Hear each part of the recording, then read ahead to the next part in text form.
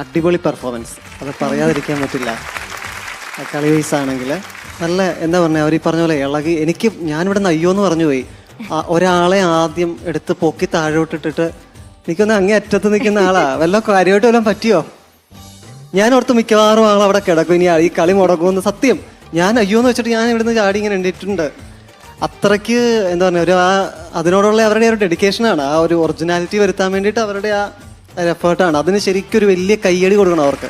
ഞാനും തന്നെ സത്യം പറഞ്ഞ ശ്രുതി മോളുടെ പേരെന്താ? വീണ കുട്ടിയുടെ പേര് പറ.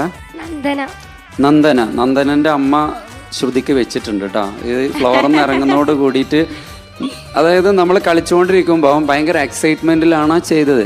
പക്ഷെ അത്രയും എക്സൈറ്റഡ് ആവണ്ട കേട്ടോ ശ്രുതി. എന്തെങ്കിലും പറ്റിപ്പോ അച്ഛൻ പറഞ്ഞ പോലെ കുട്ടി വീണപ്പോൾ ഞാനിത് അങ്ങ് പണി കിട്ടിയെന്ന് വിചാരിച്ചു.